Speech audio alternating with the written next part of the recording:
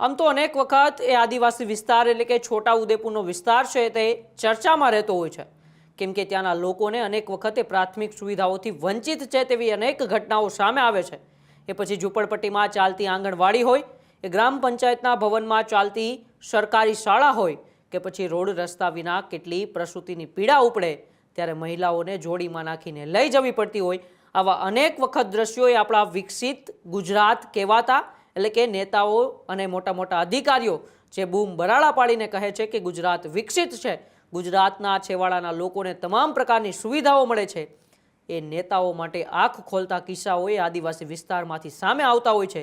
અને ફરી એક વખત એવો જ ખૂબ જ ચિંતિત અને શિક્ષણ માટેનો મુદ્દો એ રામપ્રસાદી પ્રાથમિક શાળા જે નસવાડી તાલુકામાં છોટાઉદેપુર જિલ્લામાં આવેલી છે ત્યાંથી આવ્યો છે। 2 દિવસથી શાળામાં શિક્ષક ગેરહાજર રહ્યાના આરોપો અત્યારે ત્યાં લાગી રહ્યા છે અને 53 વિદ્યાર્થીઓ ધરાવતી શાળામાં માત્ર એક જ શિક્ષક છે। આજે આપણે તેની જ ચર્ચા કરવી છે કે શું આવી રીતે ગુજરાત એ વિકસિત ગુજરાત બનશે, શું આવી રીતે ગુજરાતના શિક્ષણનો ગ્રાફ વધશે અને ક્યારે આ આદિવાસી વિસ્તારના લોકોને, આદિવાસી વિસ્તારના બાળકોને પોતાના ઉજ્જવળ ભવિષ્ય માટે સારું એવું શિક્ષણ મળશે, આજે આપણે તેની વાત કરવી છે। એ નસવાડી તાલુકાની એ શાળા અને શાળાની અંદર સરકારી શાળામાં 53 જેટલા આદિવાસીના બાળકો ત્યાં શિક્ષણ મેળવે છે। સરકારી શાળા છે, ત્યાંના લોકોને ખૂબ ઓછી સુવિધાઓ મળે છે, તેમ છતાં પોતાના બાળકોના ભવિષ્યની ચિંતા હોય છે।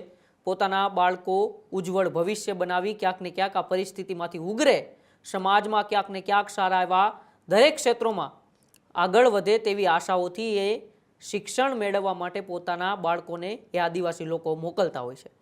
પરંતુ એ જ શાળાની અંદર 53 જેટલા વિદ્યાર્થીઓ છે ને 53 જેટલા વિદ્યાર્થીઓ ધરાવતી શાળામાં માત્ર એક જ શિક્ષક છે અને એ એક શિક્ષક પણ છેલ્લા 2 દિવસથી શાળાએ ન આવતા હવે ગામ લોકો અને વાલીઓમાં ચિંતા છે।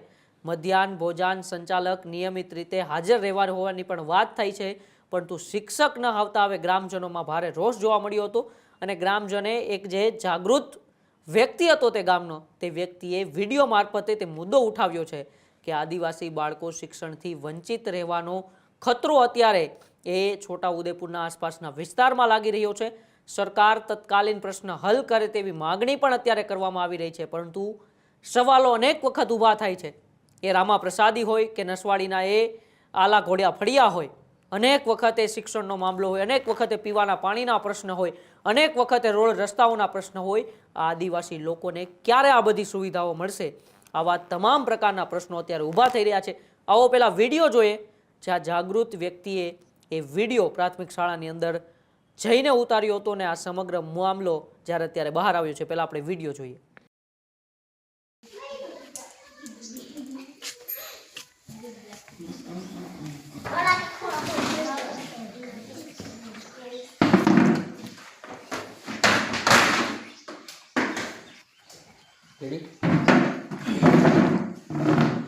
આજરોજ રામપ્રસાદી પ્રાથમિક શાળા ધોરણ 1 થી 5 ની સ્કૂલ આવેલી છે।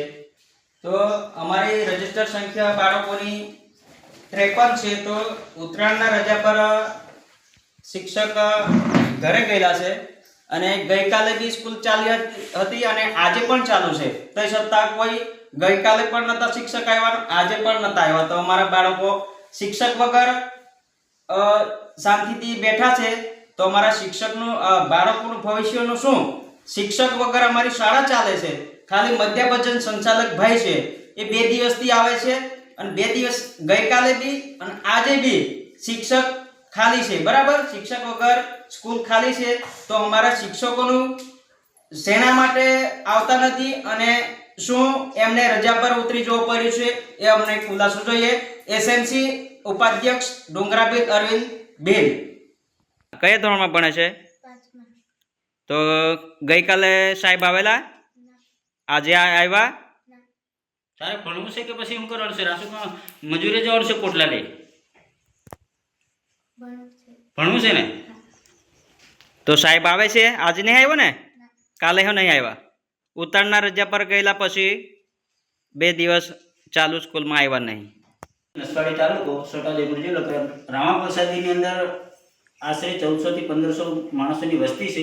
એની અંદર 53 બાળકો જે અમારી સરકારી સ્કૂલ છે પ્રાથમિક શાળા, 53 બાળકો રજીસ્ટર છે એની અંદર આજે શિક્ષક 2 દિવસથી ઉત્તરાયણની રજા પર ગયેલા તે હજુ સુધી આવ્યા નહીં કહેવાય. અને અમારા જે બાળકો જે 53 છે એ નાના નાના ભૂલકાઓ જે ભણવા આવે છે પણ એને કોના સહારે એ ભણે છે.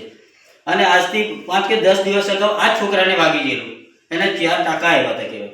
હવે એના કોના ભરોસે અહીંયા મૂકી જાય છે એ કંઈ ખબર પડતી નહીં. એટલે જો શિક્ષક ટાઈમે નહીં આવે તો આ ગામના લોકો અમે બધા ભેગા થઈ શિક્ષકને અને શિક્ષણ અધિકારીને જો રજૂઆત કરીશું અને જો કાયદેસરની કાર્યવાહી કરવામાં આવે તો સારું, નહીં તો પછી અમે ગામ લોકો ભેગા થઈ ગામની જે સ્કૂલ છે તે ધરણા પર કરવાની તૈયારી છે કહેવાય. એટલે જેમ બને એમ શિક્ષણ અધિકારીને બી અને જિલ્લાની અંદર બી જે બી કોઈ કાર્યકર્તા બેઠા હશે કે કર્મચારી એમને બી તાત્કાલિક આનું પગલાં લે એવી અમારે ગામ લોકોની માંગ છે કહેવાય. તો વિડીયોની અંદર આપણે જોઈ શકીએ છીએ કે જ્યાં 53 જેટલા બાળકો વિના શિક્ષકે શાળાની અંદર બેઠા છે. આમ તો એક જ શિક્ષક છે, બીજા શિક્ષકની ભરતી પણ કરવામાં નથી આવતી, પરંતુ એ શિક્ષક પણ જ્યારે 2 દિવસ ત્યાં ગેરહાજર છે ત્યારે હવે આ તમામ આદિવાસી બાળકો જે 53 બાળકો પોતાના આંખની અંદર પોતાના ભવિષ્યના ઉજ્જવળ સપનાઓ ભરીને આગળ વધવા માગે છે, એના સપનાઓનું શું, એના વાલીઓએ એના બાળકો માટે જોયેલા સપનાઓનું શું? ખાલી ને ખાલી મહાનગરોમાં મોટી મોટી શાળાઓ બાંધવી, ખાલી ને ખાલી મહાનગરોમાં મોટી મોટી બિલ્ડિંગો બાંધવાને જો તમે વિકાસ માનતા હોય તો એ વિકાસ નથી. વિકાસ ત્યારે થશે જ્યારે છેવાડાના માનવી સુધી શિક્ષણ પહોંચશે, જ્યારે છેવાડાના માનવી સુધી પીવાનું પાણી પહોંચશે, જ્યારે છેવાડાના માનવીને સારા રોડ રસ્તાઓ મળશે ને ત્યારે ખરેખર તમે સાચા વિકસિત ગુજરાત કે વિકસિત ભારતની જે વાત કરી રહ્યા છો ને એ વાત ક્યાંક ને ક્યાંક ત્યારે સાર્થક થશે. અનેક વખત કુદરતી સૌંદર્યની વચ્ચે જીવતા જળ, જમીન, જંગલ અને જમીન સાથે જોડાયેલા આદિવાસી લોકોને આ સુવિધાઓ કેમ નથી મળતી, આ ત્યાંના જનપ્રતિનિધિઓને પણ જાણવા જેવું છે, આ ત્યાંના નેતાઓને પણ જાણવા જેવું છે, આ ત્યાંના અધિકારીઓને પણ જાણવા જેવું છે. ક્યારેક તો તમે એસી ચેમ્બરમાંથી બહાર નીકળીને વિસ્તારની શું પરિસ્થિતિ છે એને જાણવાનો પ્રયાસ કરો ત્યારે તમને ખબર પડશે કે આ લોકો કેવી પરિસ્થિતિમાં પોતાનું જીવન પાર કરી રહ્યા છે. ક્યારેક જોડીમાં લઈ જઈને દવાખાના સુધી લઈ જવા પડે છે, તો ક્યારેક પીવાના પાણી માટે 3-3 કિલોમીટર દૂર જઈને પીવાનું પાણી ભરવા માટે જવું પડે છે, તો ક્યારેક એક ઝૂંપડપટ્ટીમાં આંગણવાડી ચલાવવી પડે છે, તો ક્યારેક 2 દિવસથી શાળામાં શિક્ષક ન હોવાથી બાળકોને જાતે ભણવું પડે છે. આ બધા પ્રશ્નો આપણા ગુજરાતમાં જ છે અને તેમ છતાં નેતાઓ, તેમ છતાં અધિકારીઓ એસી ચેમ્બરમાં બેઠા બેઠા આદિવાસી લોકોના નામે ચરી ખાય છે.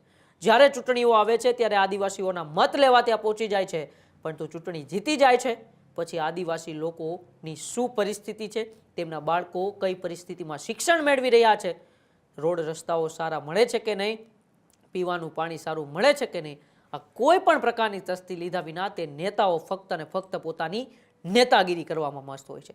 સવાલ સરકાર પર પણ છે, સવાલ ત્યાંના તંત્ર પર પણ છે, સવાલ અધિકારીઓ પર પણ છે કે તમે શું કરી રહ્યા છો જ્યારે આદિવાસીના 53 જેટલા બાળકો, આ તો 53ના મુદ્દા બહાર આવ્યા સાહેબ.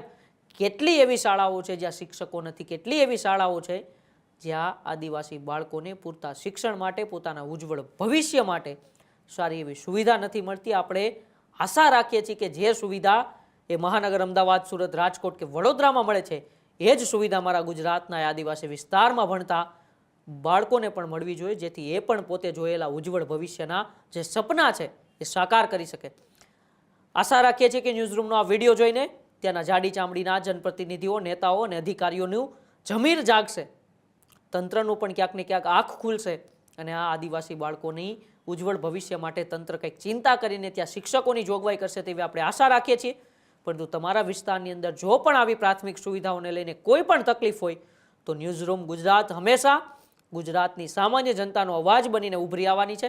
તમે અમારા કોમેન્ટ બોક્સમાં અચૂકથી જણાવજો, અમે તમારી વાત એ જવાબદાર અધિકારીથી લઈને સરકાર સુધી પહોંચાડવાનો પૂરતો પ્રયત્ન કરીશું. ત્યાં સુધી જોતા રહો ન્યૂઝરૂમ ગુજરાત, ગુજરાતનો ગર્જનાદ. નમસ્કાર.